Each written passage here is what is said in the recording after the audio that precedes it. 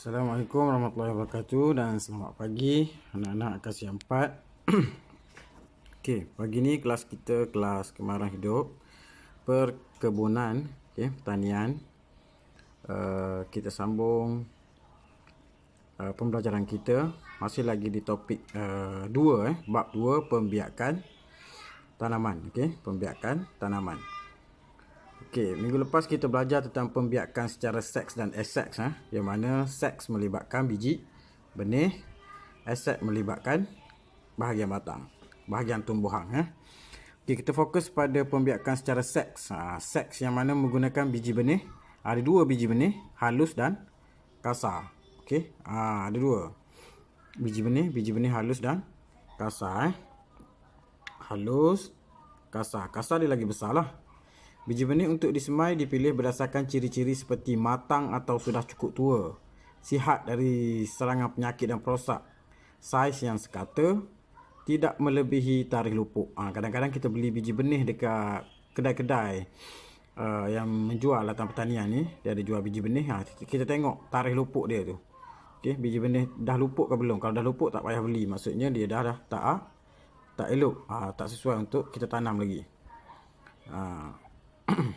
Kalau kita ambil sendiri biji benih, contoh biji benih cili, kita ambil sendiri daripada pokok cili yang kita tanam, kita pastikan cili tu cili yang dah matang, dah tua, yang dah boleh tuai, kita keringkan, ambil biji benih dia keringkan.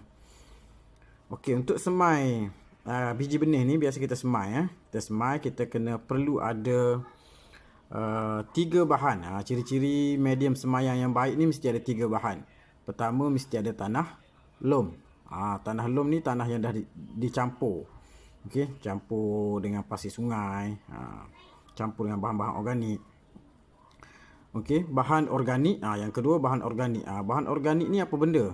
Bahan organik ni bahan-bahan yang terhasil daripada semula jadi. Contoh macam sisa-sisa makanan. Sisa-sisa makanan, sisa-sisa sayur-sayuran, haiwan-haiwan yang repuk. Itu adalah bahan-bahan organik. Dan medium semaian yang ketiga adalah pasir. Ada 1, 2, dan 3. 3 medium semaian. 1, 2 dan 3 medium semaian. Okey, kita tengok seterusnya. Okey, macam tadilah biji benih. Biji benih kita ada 2 biji benih, halus. Okey, halus dan kasar. Okey, halus dan kasar. Okey. Kecil kita tak payah fokuskan dah. Okey, biji benih kecil tak payah fokuskan. Kita fokus pada biji benih halus dan kasar. Okey, kasar macam peria. Dan timun. Biji benih timun. Nak makan timun kan, timun batang tu. Tu adalah biji benih kasar. Peria pun biji benih kasar. Biji benih dia besar, tengok sekutu dia besar. Kasar. Kalau biji benih halus, contoh macam sawi, kecil-kecil yang ni, biji benih sawi. Dan biji benih kailan, banyak sayur-sayuran lah biasanya biji benih halus ni. Okey.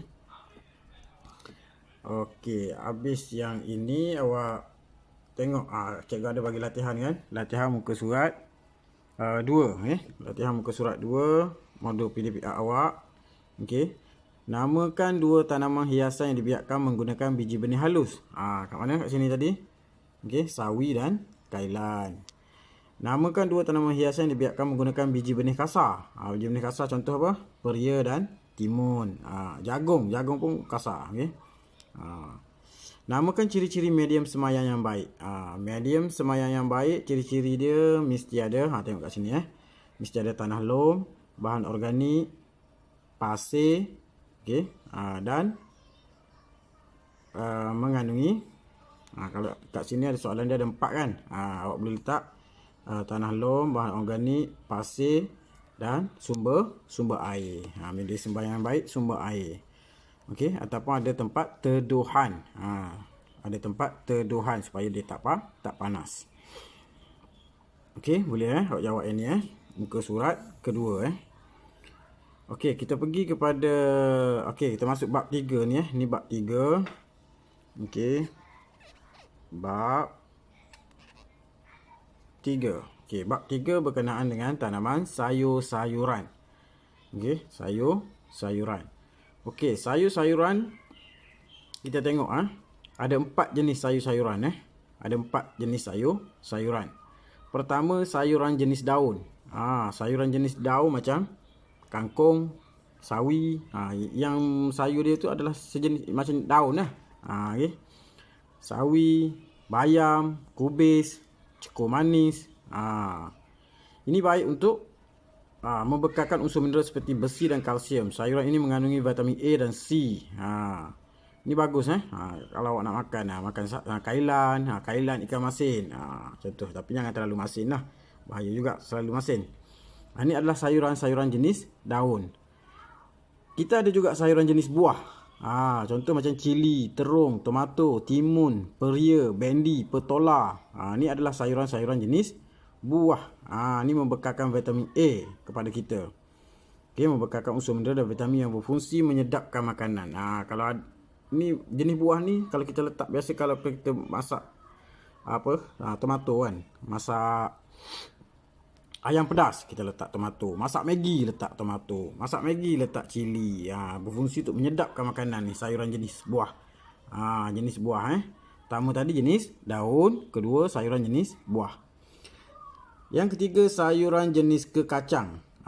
Kekacang. Contoh macam kacang botol, kelisa, kacang panjang, kacang buncis. Semua ni mengandungi protein yang tinggi dan vitamin. Okey, kita tengok jenis kekacang. Ni okey. Tengok kacang botol. Okey, ni kacang botol kan. Pernah makan? Mesti pernah makan punya kan. Okey, kacang panjang. Kacang panjang jangan selalu makan, orang kata naik je jerawat. Kacang pis. Okey, kacang pis. Okey, ni sayuran jenis kekacang. Lagi sayuran jenis umbisi. Umbisi ni dia biasanya dia berada di dalam tanah. Jenis tanaman macam ni. Contoh macam keledek. Okey, keledek, keladi, ubi kayu, lobak putih, lobak merah, sengkuang. Ni lobak merah Ni lobak merah. Ubi yang berwarna putih membekalkan karbohidrat dan mineral. Kalau kita sentiasa makan ubi, dia akan bekalkan karbohidrat. Karbohidrat ni macam nasi lah, membekalkan tenaga. Ubi yang berwarna kuning seperti carrot membekalkan vitamin A. Baik untuk badan kita. Okey, ni contoh keladi ni jenis umbisi. Ada 4 tadi jenis sayur-sayuran. Pertama jenis daun, yang kedua jenis buah, yang ketiga jenis kekacang, yang keempat jenis umbisi. Okey, apa pentingnya sayur-sayuran ni?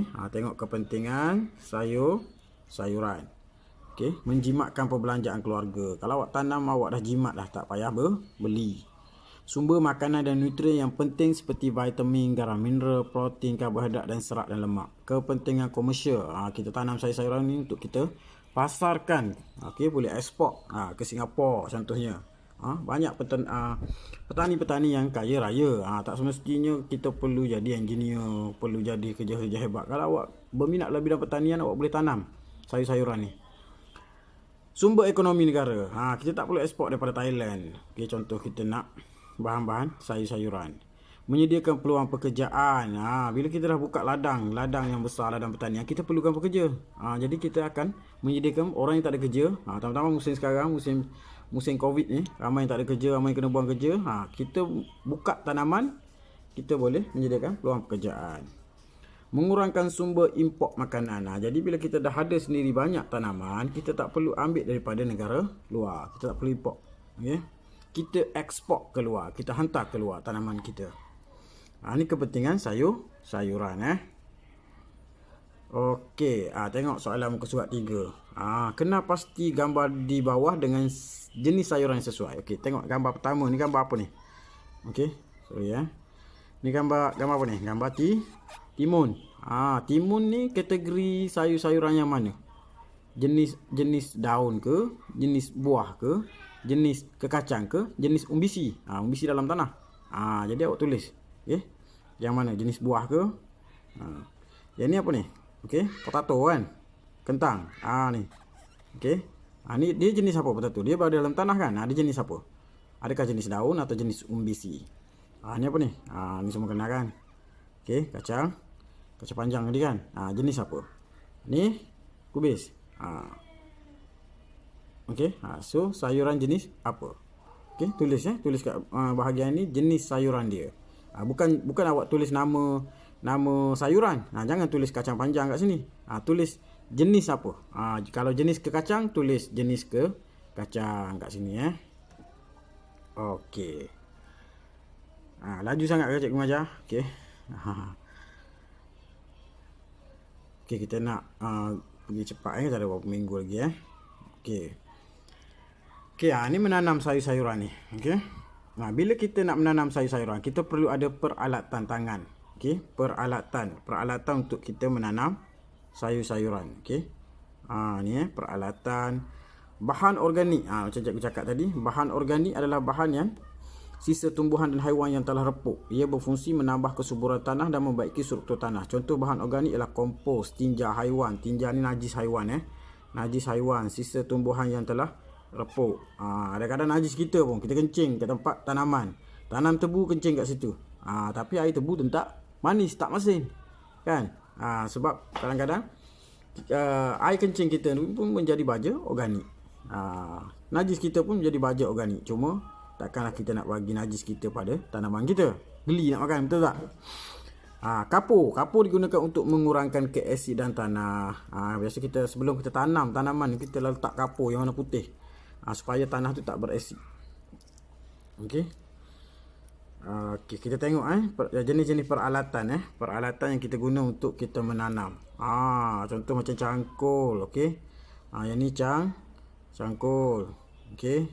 Menggali, mengeluar, membina batas, menimbun tanah dan merumput. Ini peralatan tradisional. Sekarang orang pakai mesin pajak kan. Okey, JCB pajak. Tapi kalau setakat awak nak buat tanaman-tanaman kecil kat sekolah, kita tak gunakan mesin pajak. Kita gunakan cangkul. Cangkul serampang. Tengok cangkul serampang ni digunakan untuk memecah tanah keras dan meratakan tanah. Ini sekarang ni musim kemarau. Tanah keras. Kita nak pakai cangkul ni takut tak pergi, mata dia rosak. Jadi kita pakai cangkul serampang. Cangkul serampang ni mata dia ni tajam kan. Dia akan pecahkan tanah dulu. Okey. Contoh-contoh Nota ni tak apa, nanti nota ni cikgu bagi dalam grup. Awak boleh tengoklah. Okey, skop. Skop digunakan untuk menyodok, menggali dan memotong tanah. Okey. Ni skop Biasa tengok tak skop? Sudip tangan. Digunakan untuk menggembur tanah dalam kawasan yang kecil dan mengubah anak benih dalam keadaan berakar. Kalau kat rumah kita tanam cili-cili je tu, kita pakai skop je untuk ubah. Mula-mula kita semai, lepas tu kita skop, kita congkil dia untuk tanam di dalam pasu contohnya, ataupun di atas batas tanaman. Okey, kemudian pencakar. Ni semua orang tak tahu. Orang tahu tak pencakar ni mesti ada kat rumah Pencakar. Yang ada halaman rumah ni mesti ada pencakar. Digunakan untuk mengumpul daun-daun, menimbun, merata batas dan membuang batu-batu kecil. Ni penting ni. Okey, supaya tanaman kita bersih. Pencakar. Okey, alat penyiram. Kita perlukan alat penyiram juga. Sekarang musim panas. Ni alat penyiram. Penyiram kita panggil dia. Ni ataupun sekarang kita pakai hose pipe ni. Panjang. Okey, boleh tembak. Kita nak ambil daripada sumber air yang jauh contohnya. Kalau yang pakai yang ni penat sikit lah, kita nak angkut air. Betul tak? Yang ni lebih sesuai. Kereta sorong. Digunakan untuk membawa hasil tanaman, bahan medium dan sebagainya. Ni kereta sorong. Okey. Ni antara alat-alat tanaman lah. Contoh tadi kan. Ni skop, cakar, cangkul. Okey. Okey, muka surat 4 Surat 4 ada latihan ni kan. Cikgu bagi kan. Okey. Namakan. Okey, alatan. Sini dia dah tulis dah nama alatan ni. Cangkul. Okey, yang ni cangkul. Yang ni ni baja apa ni? NPK. NPK 25 kg. Ini bukan baja organik Ini baja kimia nama dia. Baja kimia. Yang ni apa ni? Tadi cikgu dah ajar kan. Ini apa benda ni? Ni ada dalam nota awak awak tengok tulis. Okey, yang ni nombor 2 baja kompos organik. Ini kita panggil baja organik lah. Awak tulislah kat sini baja organik. Ni baja kompos organik, baja organik. Yang ni apa ni? Pongkes. Ni pongkes. Okey, yang ni dia dah bagi jawapan. Okey. Habislah hari ni kita kelas kita. Okey. Dah 15 minit cikgu cakap. Okey, jadi awak cuba jawab cuba jawab yang cikgu bagi tu. Cikgu ulang sekali imbas balik Okey.